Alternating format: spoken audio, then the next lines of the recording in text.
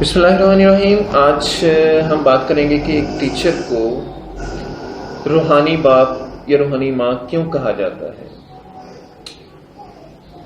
ذرا تصور کیجئے کہ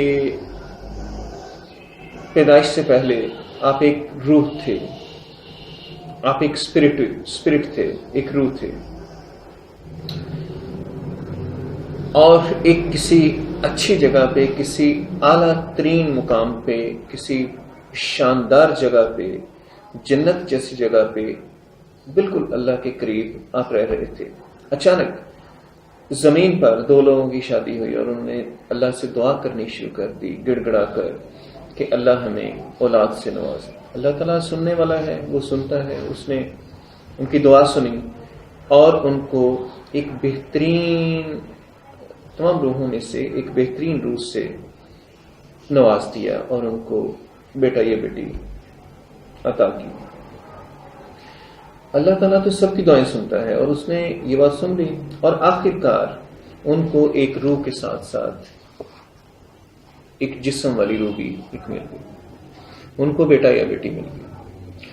اب انہوں نے اپنے بچے کو خوراک دی، اس کو کھلایا پلایا، اس کو اچھے اچھے کھانے کھلائے، اور اس کو مختلف اداروں میں، تعلیمی اداروں میں یا فنی اداروں میں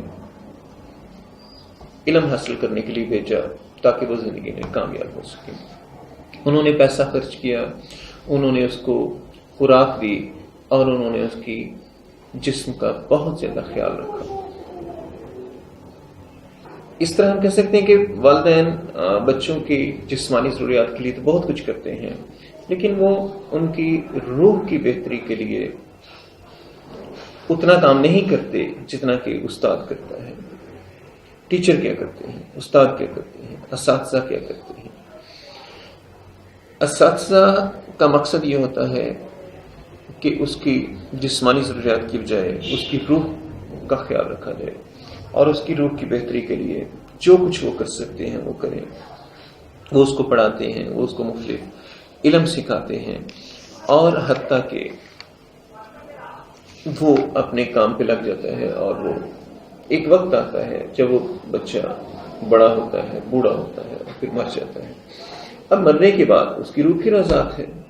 اب اس کی روح کے پاس پہلے وہ ایک اعلیٰ ترین، ایک اچھی جگہ سے، اللہ کے قریب سے آئی تھی۔ اب اس کے پاس جب وہ جانے لگی ہے واپس، تو اس کے پاس دو چوائس ہیں۔ ایک، اب وہ جنت میں بھی جا سکتی ہے، اب وہ جہنم میں بھی جا سکتی ہے۔ کس نے اس کو گائیڈ کیا کہ تم جنت میں جاؤ یا جہنم میں جاؤ؟ کس کی گائیڈنس اس نے سنی؟ ایک استاد۔